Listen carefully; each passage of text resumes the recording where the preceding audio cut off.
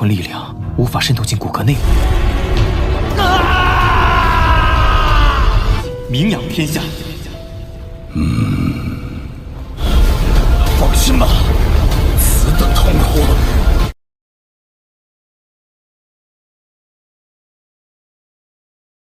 Melihat monster yang keluar di dalam tubuh Qinlin, tampak raut wajah Xiaoyan terpana melihat racun yang sangat mematikan. Monster itu seketika agresif terhadap Xiaoyan.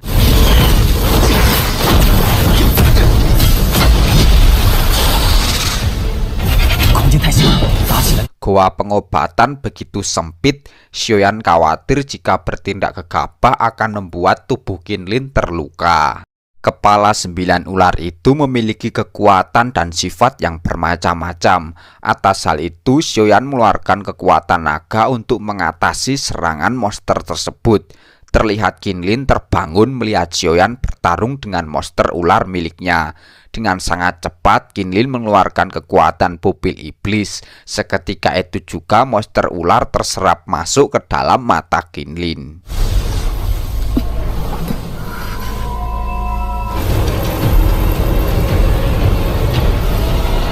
Kekuatan yang dikeluarkan membuat energi tubuh Qinlin melemah. Seketika Xiaoyan terkejut dengan tubuh Qinlin saat ini. Xiaoyan menyadari hanya tinggal satu langkah lagi akan membuat racun ular piton kaisar dapat dikeluarkan dari tubuhnya. Terjadi hal yang mengejutkan, racun yang berada di tubuh Qinlin sepenuhnya menghilang. Atas hal itu, Qinlin memprediksi ular raksasa berkepala 9 itu yang membantunya membuang racun yang tersisa. Kemudian Xiaoyan mempertanyakan ular tersebut. Qinlin menjelaskan bahwa monster itu adalah jiwa dari ular kuno, saat ini berada di dalam tubuhnya. Xiaoyan mengetahui bahwa ular purba dikatakan sebagai salah satu leluhur monster ular dan memiliki kekuatan untuk menghancurkan dunia. Ular itu berada pada level yang sama dengan peonik langit kuno. Yang membuat Xiaoyan heran, ular itu telah punah sejak lama. Dan juga tidak ada catatan bahwa ular langit kuno memiliki 9 kepala. Qinlin menjelaskan ular itu adalah ular surgawi kuno yang bermutasi. Ia tidak sengaja memasukkan ke pegunungan kuno. Qinlin menceritakan bahwa ia menemukan kerangka ular purba karena penasaran. Atas penasaran itu, Qinlin menggunakan muritika bunga ular hijau. Tak disangka dari kerangka itu yang disebut jiwa ular surgawi kuno. Monster teratas dari keluarga ular yang benar-benar memiliki darah raja. Hanya ada 2 jenis ular langit kuno dan ular penelan langit. Bahkan ular piton 9 raka hanyalah keturunan mereka. Mendengar penelan langit, seketika Xiaoyan teringat akan mendosa. Di dalam hatinya, Xiaoyan berkata bahwa setelah berevolusi, mereka menjadi ular piton langit menelan langit 7 warna. Xiaoyan tersadarkan bahwa ular tua itu telah menyerangnya, hanya takut dirinya akan melukai Qinlin. Qinlin meminta maaf sudah membuat Xiaoyan takut. Ia berjanji tidak akan pernah melepaskan ular itu dengan mudah kembali. Bagi Xiaoyan itu tidak masalah selama monster ular itu tidak menyakiti Qinlin. Saat ini masalah racun telah teratasi. Kemudian Xiaoyan meminta Qinlin untuk beristirahat. Berada di aula besar, Master Fang mengawasi proses Yalo memulihkan kekuatan puncaknya. Xiaoyan berterima kasih pada Master Fang yang sudah melindungi guru Yalo selama berhari-hari. Terlihat Yalo duduk bersila di aula yang luas. Matanya terpejam, kekuatan spiritualnya luas dan perkasa bergetar di seluruh tubuhnya. Melihat hal itu, Xiaoyan mengatakan bahwa buah jiwa Yuan itu sangat efektif. Energi jiwa asli guru Yalo semakin kuat.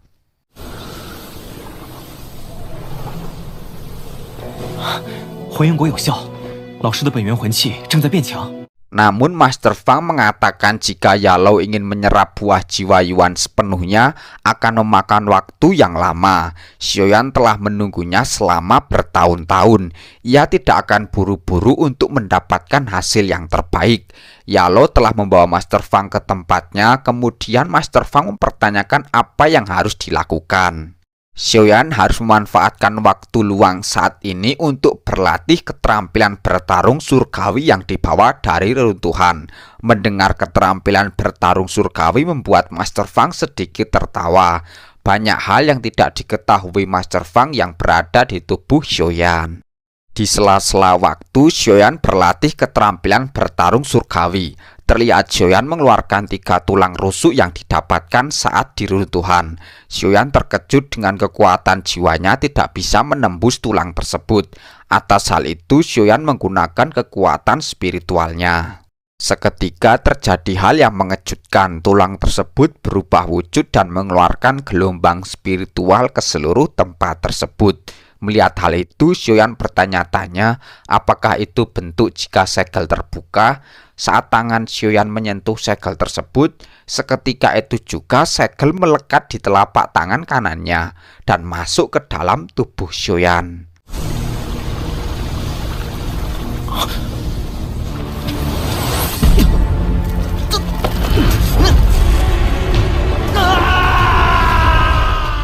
Kejadian itu membuat Xiaoyan tersiksa di kepalanya. Energi itu mulai menjalar ke seluruh tubuhnya. Saat rasa sakit itu menghilang, seketika Xiaoyan berada di ruang memori yang tersembunyi di dalam keterampilan bertarung surgawi. Kemudian Xiaoyan mendekati cahaya emas yang sangat menyilaukan. Ternyata cahaya emas itu berasal dari wujud Master Doseng. Atas hal itu, Xiaoyan memprediksi tempat itu hanyalah sebagian kecil dari ingatan Master Doseng. Di hadapan Master Doseng, Xiaoyan minta maaf dan tidak punya niat untuk masuk tanpa izin ke tempat tersebut. Master Doseng mengatakan telapak keberuntungan surgayan agung ini adalah usaha hidupku. Gabungan ratusan keterampilan bertarung menciptakan teknik telapak tangan itu. Dengan teknik tersebut dapat menghancurkan langit dengan telapak tangan dan menghancurkan semuanya dengan paksa. Sayangnya Master Doseng tidak punya pewaris untuk diwariskan ke dunia. Kali ini Xiaoyan dapat melihat pintunya, itu dianggap takdir baginya.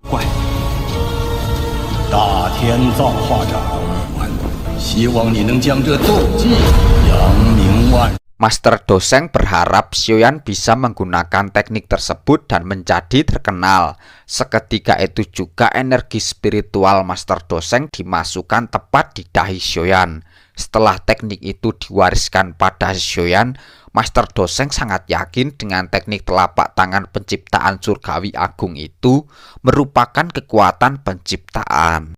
Teknik telapak penciptaan surgawi dibagi menjadi 3 macam. Yang pertama, 1 telapak tangan keluar dapat menghancurkan gunung. Yang kedua, 2 telapak tangan keluar dapat memindahkan sungai dan laut. Dan yang terakhir, 3 telapak tangan keluar dapat membalikan matahari dan bulan. Master Doseng berpesan pada Xiaoyan untuk mengingat namanya, yaitu Sang Pencipta. Xiaoyan berjanji akan selalu mengingat Sang Pencipta. Dengan kekuatan tersebut, ia akan menjadi sangat terkenal.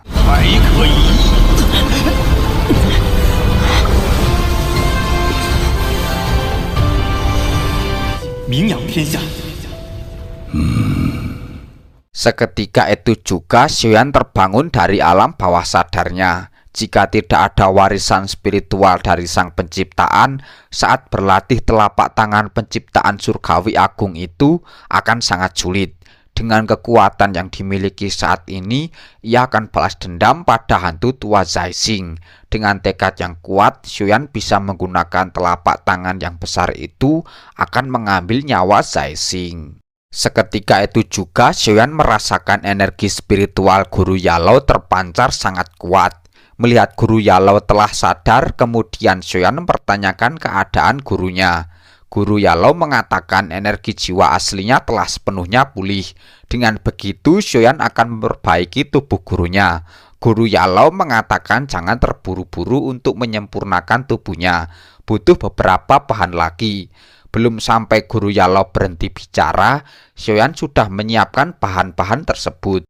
Guru Yalou tampak terpana melihat kedua bahan itu adalah esensi darah pionik iblis surgawi dan pil kelas 8 dengan pil guntur 5 warna. Bahan-bahan telah tersedia, kemudian Master Fang memberikan cincin penyimpanannya yang terdapat kerangka Dosun bintang 4. Kerangka itu didapatkan saat Master Fang bertemu dengan kultivator jahat. Sebelum dibunuh, kondisinya sangat memprihatinkan. Master Fang khawatir kultivator itu akan mati di hutan belantara. Jadi ia membantunya mati dengan cepat. Semua bahan telah disiapkan untuk memperbaiki tubuh guru Yalau. Saat itu juga Xiaoyan mengeluarkan lengan doseng. Dengan lengan doseng itu Master Fang sangat yakin kekuatan Yalau akan meningkat pesat saat pulih. Master Fang meminta segera memproses memurnikan tubuh di menara batu. Proses penyatuan tubuh membutuhkan waktu yang lama. Selama pemrosesan, mereka harus saling membantu supaya berjalan dengan lancar sampai selesai. Mulai hari ini, Pavilion Bintang Jatuh akan mengaktifkan domain pertahanan. Master Fang telah memanggil kembali orang kuat di luar Pavilion Bintang Jatuh. Semua sudah disiapkan, saatnya memulai pemrosesan penyatuan tubuh guru Yalau. Sebelum penyatuan tubuh, Xiaoyan akan memperbaiki tubuhnya terlebih dahulu. Ketika waktu fusi tiba, langkah pertama Xiaoyan meminta guru Yalau untuk minum pil pelunak tulang dan darah.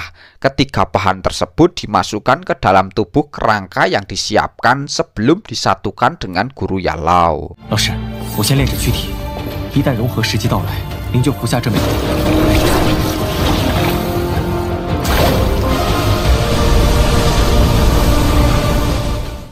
Guru Yalau terlihat kagum dengan perkembangan Xiaoyan yang melonjak pesat. Guru Yalau menyadari Xiaoyan telah melalui banyak penderitaan. Bahan-bahan telah disatukan dan juga lengan doseng telah terserap menyebar di seluruh tubuh tersebut. Proses memperbaiki tubuh telah selesai. Waktunya Guru Yalau menyatu dengan tubuh tersebut.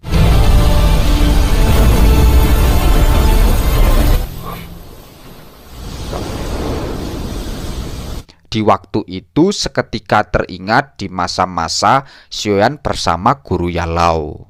Di waktu itu Xiaoyan terlihat tidak terima teknik pembakaran tidak diteruskan olehnya. Guru Yalau selalu memperlakukan Xiaoyan seperti anaknya sendiri. Xiaoyan selalu patuh dan tunduk pada guru Yalau. Xiaoyan juga selalu berharap dengan gurunya supaya menunjukkan beberapa keterampilan. Dalam tekadnya yang paling dalam, Xiaoyan selalu melakukan segala cara untuk kebangkitan gurunya, walaupun nyawa sebagai taruhannya. 老师，焚诀这种入坟诀，这是老师附身的。 Guru Yalau sangat berterima kasih bisa memiliki murid seperti Xiaoyan. Hal itu merupakan sebuah keberuntungan terbesar menjadi seorang guru. Saat penyatuan tubuh, energi yang terserap masuk membuat ledakan yang sangat dahsyat. Penyatuan tubuh bukanlah hal yang mudah. Saat proses itu, Guru Yalau merasakan rasa sakit yang luar biasa. Namun Guru Yalau mengatakan tidak perlu khawatir, rasa sakit itu tidak sesakit saat ia melahap api dingin roh tulang. Saat proses itu telah diselesaikan, tinggal satu langkah terakhir, yaitu langkah fusi. Langkah itu hanya bisa dilakukan sendiri tanpa bantuan orang lain. Maka dari itu, Xiaoyan berharap Guru Yalau bisa melewatinya. 此生无憾，